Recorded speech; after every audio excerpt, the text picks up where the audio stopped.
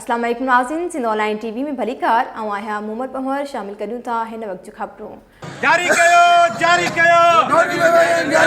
Health department जो notification सेहत खाते ठटे जे मुलाज़मनि पारां जाइज़ मुतालबनि जी मञता लाइ एहतिजाज कंदे केतिरा ई ॾींहं गुज़री विया, पर संदन जाइज़ मसइला हल नाहिनि थी सघिया, जंहिं करे मुलाज़िम सरापा एहतिजाज बणियल आहिनि। इन सिलसिले में मकली में सेहत खाते जे मुलाज़मनि पारां पैरामेडिकल अलायंस सिंध जे सॾ ते सिविल अस्पताल में जाइज़ मुतालबनि टाइम स्केल सर्विस स्ट्रक्चर मुलाज़िमनि जी रिहाइश कॉलोनी मकली जी सालनि खां बंदि थियल सुई गैस जी बहाली समेत समूरनि मसइलनि जे हल लाइ मुज़ाहिरो कयो वियो। सिंध ऑनलाइन टीवी ठठो सिजावल जे ब्यूरो चीफ दरिया ख़ान खुश्क जी ख़बर मूजिब उन मौक़े ते अब्दुल करीम भांड, हाजी अशरफ खुश्क, हाजी असद खुश्क, हाजी इब्राहिम समेजो, अली खासकेली, माशुक पंवर, लियाकत अब्बासी, अनिल कुमार, माइकल शरीफ, गड्डू लाहौती खुश्क, अज़ीज़ पलेजो, बचल पंवर ऐं ॿियनि चयो त सिंध हुकूमत सेहत खाते पारां सिवाइ ठलनि दिलासनि जे को बि अमली कम न थियण करे असां एहतिजाज करे रहिया आहियूं। उन्हनि घुर कई त असांजा जाइज़ मसइला हल करे नोटिफिकेशन जारी करे खेनि परेशानी खां बचायो वञे। वधीक ख़बरुनि अपडेट्स जे लाइ ॾिसंदा रहो सिंध ऑनलाइन टीवी।